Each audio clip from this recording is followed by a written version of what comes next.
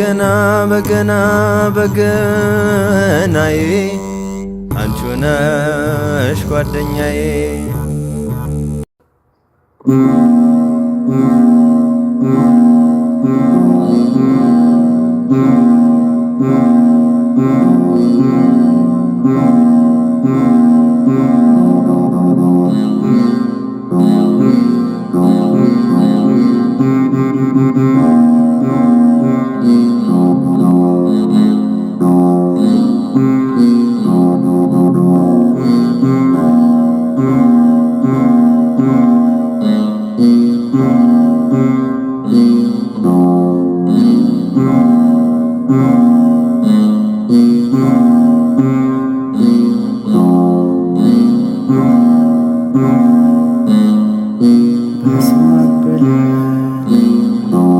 እስኪ ሰላምታ እናድርስ ለአብና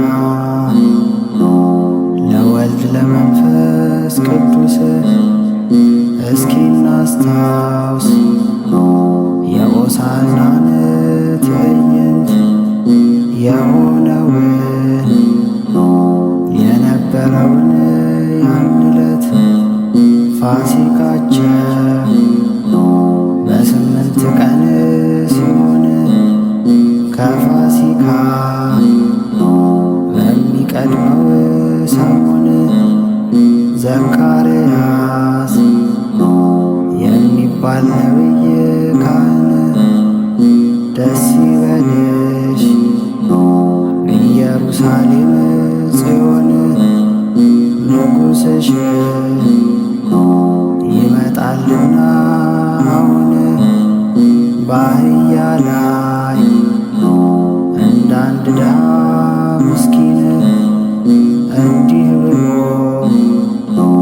የተናገረው ቃሉን ለመፈጸም በአህያ ሆኖ መድህን ሲመጣ አይታ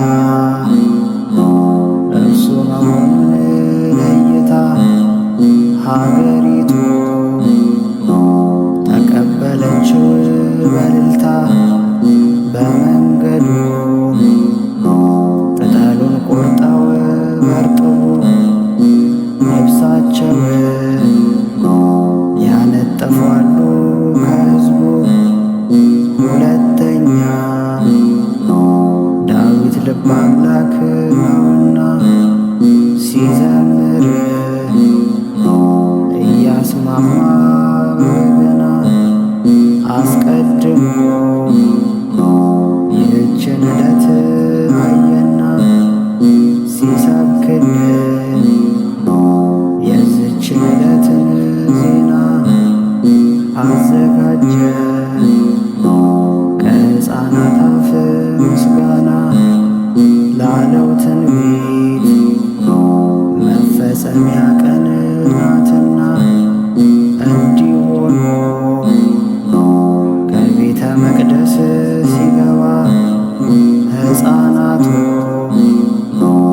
እየወረዱ ከጀርባ በጣታቸው እየጨበጡ ዘንባባ በእግዚአብሔር ስም የምትመጣው አምላክ ቡሩክ ነህ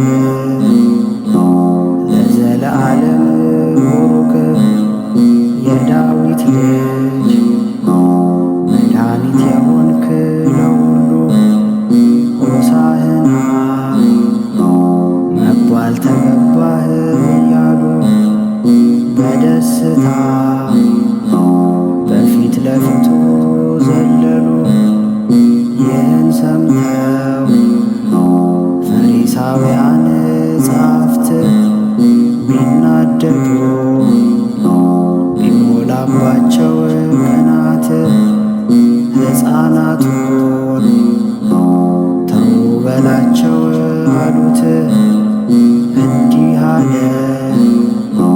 ሲመልስላቸው ጌታ ከጠላችሁ የሕፃናቱን እልልታ ድንጋዮቹ የሚገባቸው ዝምታ አመስግኑ